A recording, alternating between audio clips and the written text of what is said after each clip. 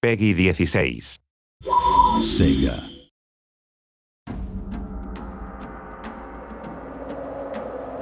Hello and welcome back to Total War Shogun 2's multiplayer tutorial, Part 2. This is of course the sequel to the massively successful Shogun Total War multiplayer tutorial, Part 1. Right, now we're having a look again at the avatar I created in the first video. This avatar is of course a verdant green colour, in line with my theme, and of course I've set him up quite well from my previous adventurings. What we're going to have a look at now is the retainer system. Retainers are like cards that you play at the beginning of every battle. Retainers give bonuses to your forces and troops, or of course negatives to the enemy armies that you'll face. You'll see that we've unlocked 2 retainer slots by virtue of having a low-level avatar. As we rank up, we'll unlock more slots. For now, we've chosen these 2 retainers to play in our next battle. In addition, we've gained a veteran unit, a unit that's been with us through thick and thin and has gained skill points as a result. You'll see here that we've got the ability to unlock a few of the new attributes at the top. We're going to go ahead and go for bow damage, thereby creating a little bit more anarchy with the bows that we send. We can also actually customize this veteran unit, colouring him and changing his hue and contrast in colours in order to make him fit a little bit better both with our sofa and with our army. So you can see here our personally named, personally coloured Bow Ashigaru unit, a veteran of many battles on our behalf, 2, who is now much better placed to play with us. Now, the next province we're going to go for on the online campaign map will be in order to unlock one of the retainers that we saw earlier. So we're going to go ahead and try and attack this province down in the southeast. Now we're picking and selecting our army. You'll notice here we're going to go for a fairly mixed army, including our veteran unit. Here you can see the unit stats on the right, and of course our veteran has slightly increased bow damage as a result of his unlock. We're also going to include a few of our Yari Samurai, the unit we unlocked in our last battle, and again, a quick look at their statistics against their Ashigaru brethren show that they are slightly superior. We're going to save this army loadout because it looks pretty good and pretty balanced, meaning we can load it quickly again later on. And now join an online battle to try and win the province that we want. Here we are in the online battle. You can see my army right here, ready to go, my retainers ready to play, and of course, therefore, we begin. Bala! Ga! Here we are, counting down, and into the online battle. Now, we move my veteran archers into a very good position. Using my superior bow damage and from a good position, we rain death onto the enemy.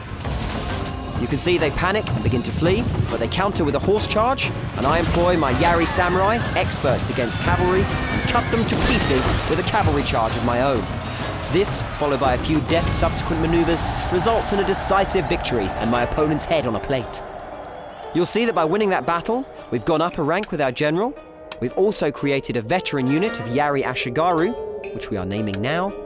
And of course, we've unlocked various bonuses, including the retainer that we wanted earlier on the map. Here are the unit statistics following the battle. This shows us that our Yari Ashigaru unit did just enough to gain his next rank, and we can now go ahead and turn him into a veteran, just as we did with the archers.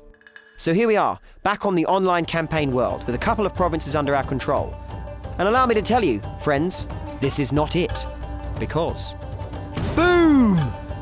Here we have the multicoloured Joseph's Technicolor Dreamcoat of the Clan Competition online map world. Here you can see that we have a variety of different colours, denoted of course all the different clans. But first, we need to join a clan. On the left-hand side you can see the number of Steam groups we already belong to. Steam groups are clans in Shogun 2. And on the right, you can see all of the publicly accessible Steam groups, or clans, that we can become a part of. Now we're going to go ahead and obviously join the clan for the Steam group that we're already in. Here you can see our players and of course our activities on the right hand side. Back onto that online colourful rainbow map. There are 24 clans per division of the online world, and the divisions are arranged in a pyramid. A season lasts approximately 2 weeks. The top 2 clans in any division are promoted and the bottom 4 are relegated at the end of every season. And of course, you'll want to go ahead and make sure the top of the crop is you. All of these lovely pink bits signify territory that we have gained. We're ranked according to the number of regions that we control. You can see that as the right-hand number next to our clan's name. The regions are taken over by various different clans by having the highest clan influence score on that region, i.e. by fighting and winning battles, or in other cases, by holding lots of adjacent territories surrounding that region. All of these things create an influence. You'll notice that by mousing over a territory, we bring up a tooltip. The tooltip tells us who currently controls the province, the next nearest contenders fighting for control of it, and how much influence our clan has in that province. Again, our influence indicates whether or not we control it, and the number of provinces we control ranks us on the leaderboard. It also shows us how much influence we stand to gain from a victory there. And this is of course what we're looking at for the province that we might seek to attack. Various other modifiers also apply. Controlling adjacent provinces, for example, will allow us to capture and greatly increase the clan influence we earn for a victory. And this is the province we'd most likely want to capture to keep all of our regions together and keep that clan influence high and the number of regions we hold also nice and high. We encircle it, so it looks like it's a good place to go for. But we're going to go ahead and allow our clan leader to choose this one. As a lowly member of the clan, we have to follow instruction, if we choose to, and help out the overall clan effort.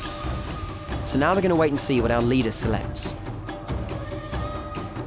By placing this symbol on the map, the leader of a clan tells all the other clan members which region they should fight over and therefore gain influence in and eventually, hopefully, control. Our clan leaders picked the region that we thought he would, and so we're going to go ahead and attack the region we've been told to. Now, hopefully, a victory here, plus having influence by virtue of having all of the surrounding regions, will allow us to take control and therefore add a point to our rankings. Here you can see that by doing what the clan wants, we can also earn clan tokens that will allow us to upgrade our units. The ensuing battle is tense. We have to use all of our unlocked units and abilities. Spearmen, cavalry, archers, all of them are employed against our enemies. It's a bitter and tough battle, but after a pretty swift fight and the enemy routing, you can see we've taken control of this province. It's now coloured a beautiful pink. Now, essentially, that's all that's left. We'll turn this world over to you. For wrath or for ruin, it's yours. Have fun!